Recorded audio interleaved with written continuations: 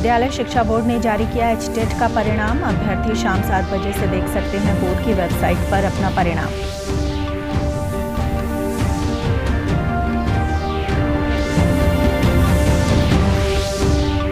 प्रदेश के सहकारिता मंत्री डॉक्टर बनवारी लाल ने की अंबाला में जिला कष्ट निवारण समिति की बैठक की अध्यक्षता।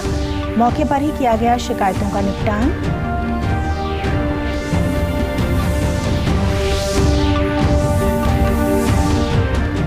गौ सेवा आयोग के चेयरमैन ने नूंह के पुलिस अधीक्षक के साथ की बैठक। कहा, गौ सेवा आयोग प्रदेश में गौ हत्या और गौ तस्करी रोकने के लिए प्रतिबद्ध।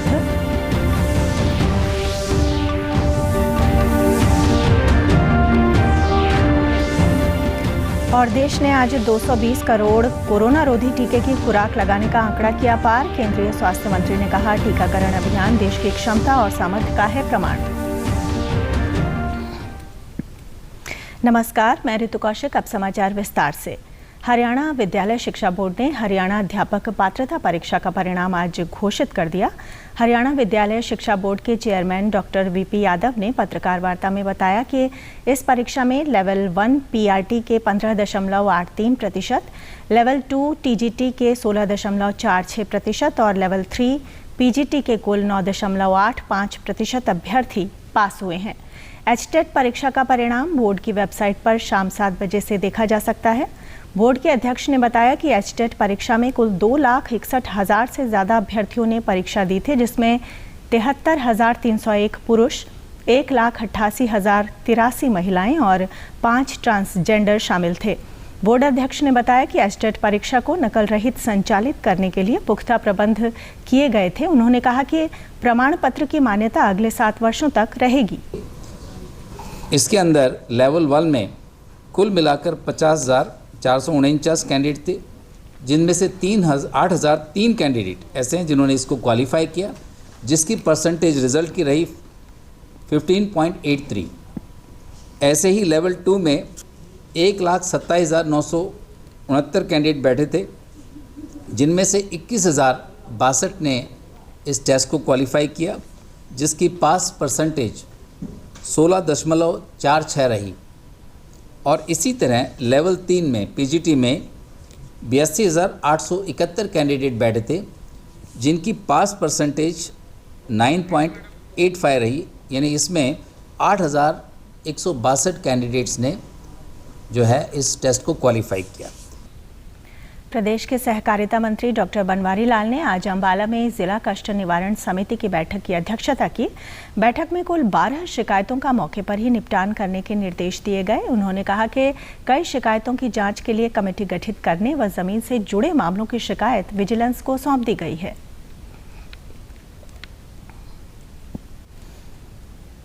2-3 शिकायतें पीछे हमने पेंडिंग रखी थी और आज उसमें से एक को तो डिस्ट्रिक्ट विजिलेंस कमेटी को दिया है और एक लोकल कमेटी हमने बनाई है फिजिकल वेरिफिकेशन के लिए और एक पुलिस महकमे को रेफ़र किया है।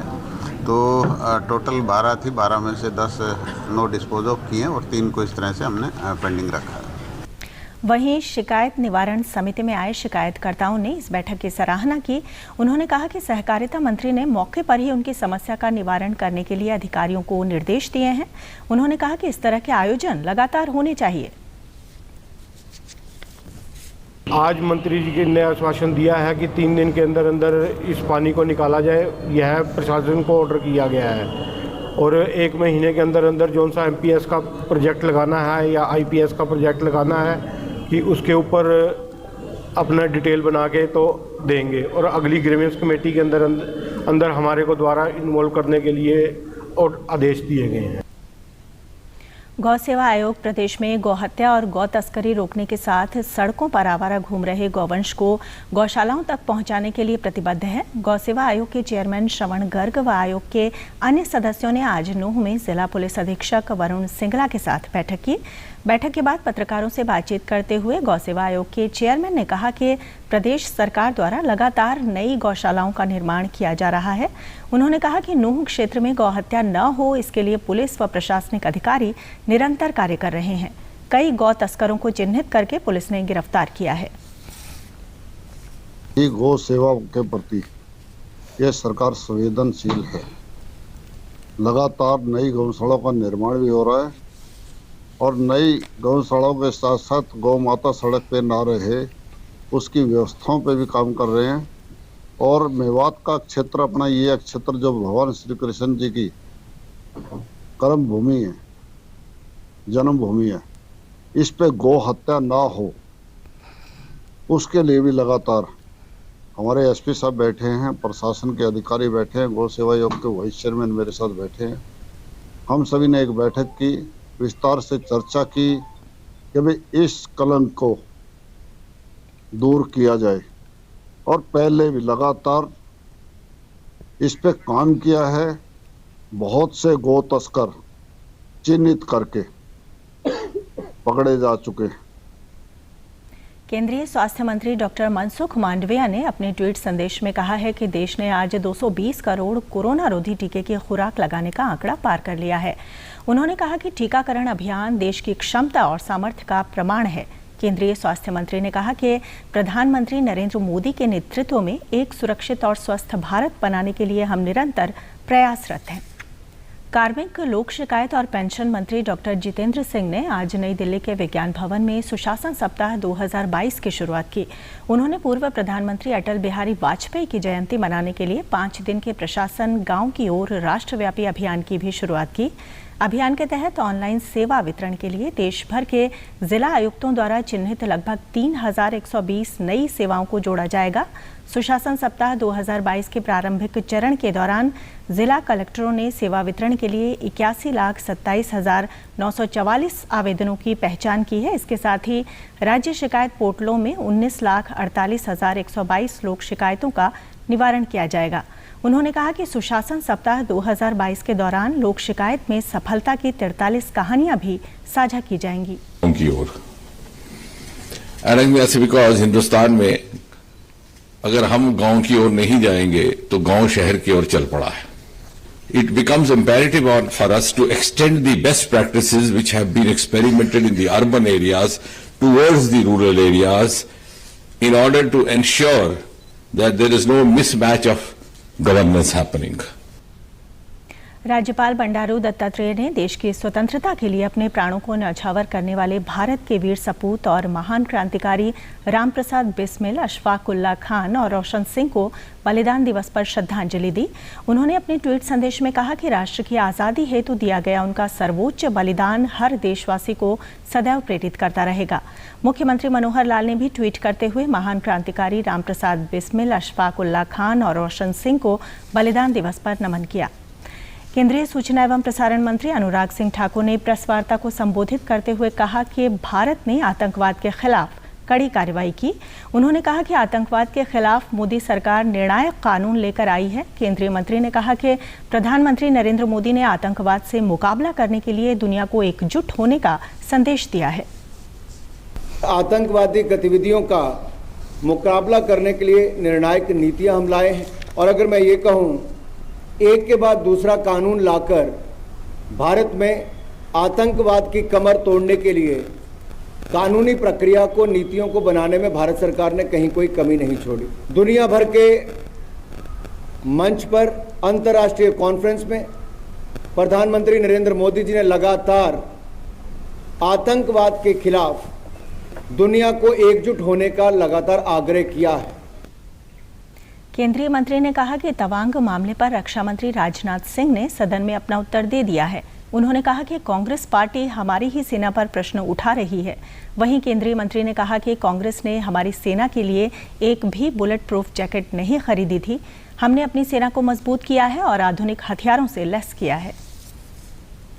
रक्षा मंत्री जी ने बड़े विस्तार में इस पर अपनी स्टेटमेंट दे दी है और इस पर कुछ और कहना उचित नहीं होगा। मैं इतना ही कहूंगा, कम से कम वो लोग तो प्रश्न ना उठाएं जो डोकलाम की घटना के समय किनके साथ पाए गए, क्या पीते पाए गए, किस देश के वो अधिकारी थे, किन देश के लोगों से उन्होंने फंडिंग ली।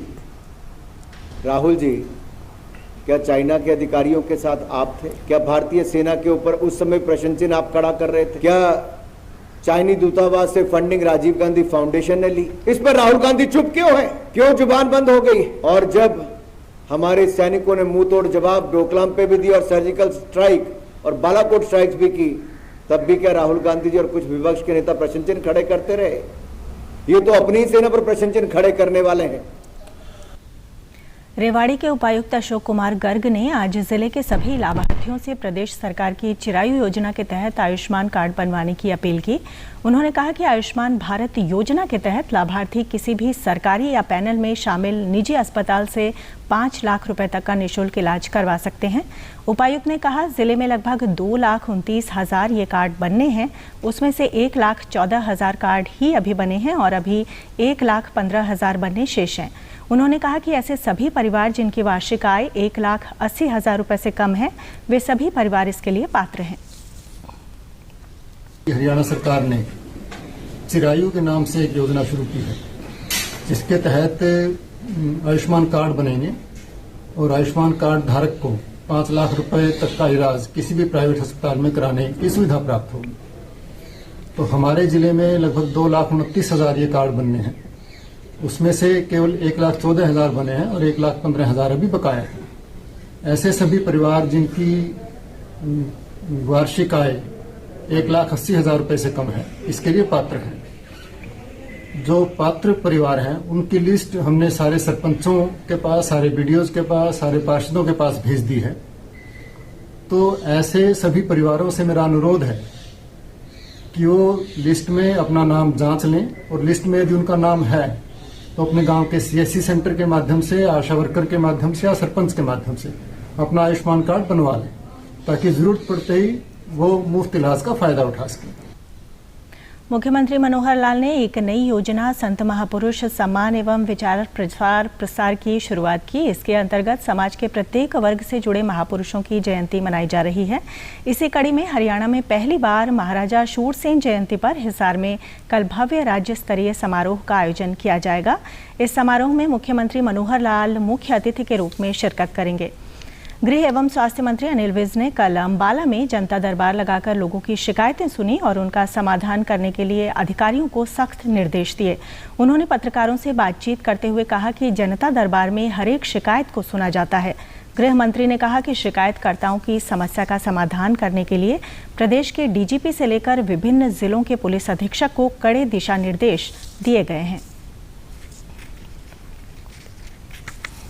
ये ताकत जनता ही देती है और जनता की शिकायतें हम हर शनिवार को सुनते हैं और हमारा ये नियम है कि हम जो भी कंप्लेनेंट यहाँ पर आया आखिरी कंप्लेनेंट तक हम उसकी शिकायत सुनते हैं और उसका समाधान करने की कोशिश करते हैं। हम तो जितने भी कंप्लेनेंट आए हुए हैं आखिरी कंप्लेनेंट तक सुन के जाएंगे, सुन के जाते हैं, चाहे रात के 12 बजे चाहे दिन पलट जाए, हम तो सारों की बात सुन के जाते हैं।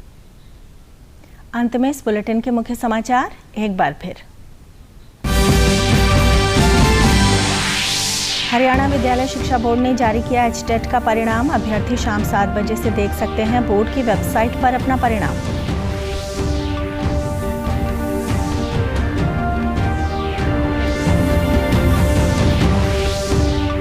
प्रदेश के सहकारिता मंत्री डॉक्टर बनवारी लाल ने की अंबाला में जिला कष्ट निवारण समिति की बैठक की अध्यक्षता। मौके पर ही किया गया शिकायतों का निपटान।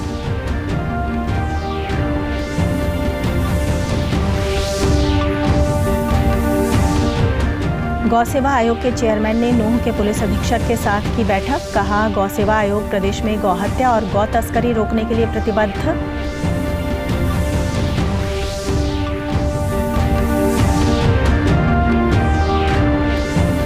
और देश ने आज 220 करोड़ कोरोना रोधी टीके की खुराक लगाने का आंकड़ा किया पार। केंद्रीय स्वास्थ्य मंत्री ने कहा, टीकाकरण अभियान देश की क्षमता और सामर्थ्य का है प्रमाण।